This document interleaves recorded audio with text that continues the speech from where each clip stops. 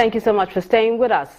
The Nigeria Customs Service says it has constitutional right to raid any shop or warehouse in the country suspected of harboring smuggled goods. This defense of its activities is coming days after the crisis erupted with the rice traders in Otta in Ogun State.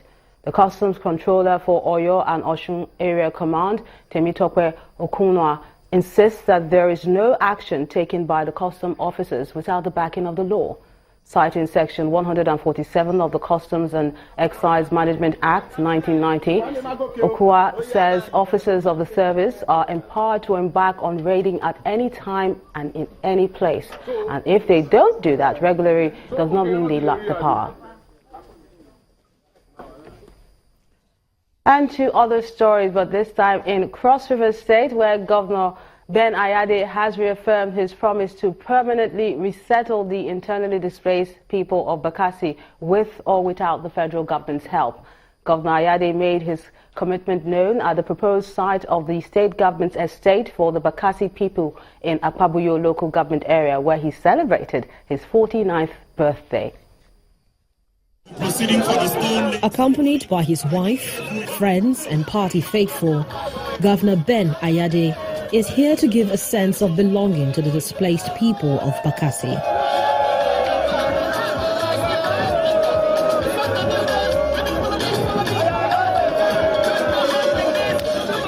First, he shows the people what their residence would look like within the next few months.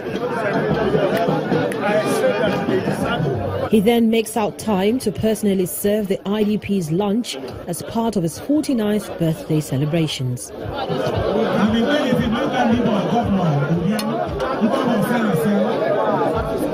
Spending my day and time with them, watching them as I join to serve them in a buffet, trying to bring that Paris, London, America, bringing it to them, to tell them there is peace and hope in the horizon, and that only time is beginning, but at the fullness of it all, they shall overcome, because God is with the downtrodden, God is with the oppressed. We have a situation where people live in an open hall in a primary school.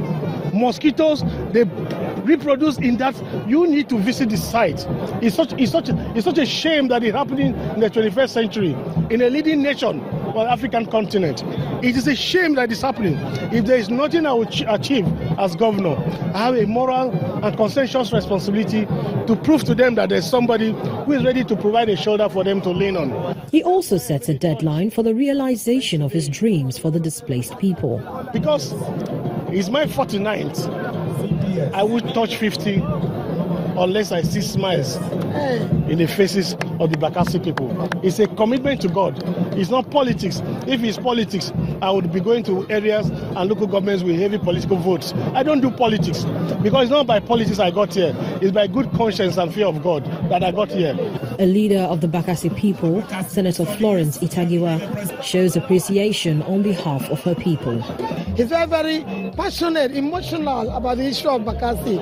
And it's interesting, it's good that for once I'm not fighting a governor. In the meantime, the state government plans to construct 5,000 housing units in this community. While residents wait for the construction to begin, they also need food items, toiletries and cash for sustenance. Talk about a unique way to celebrate. Well, that wraps it up on the program. Thank you so much for making us a part of your day, and let's do this again tomorrow. I'm Belinda Akinwami.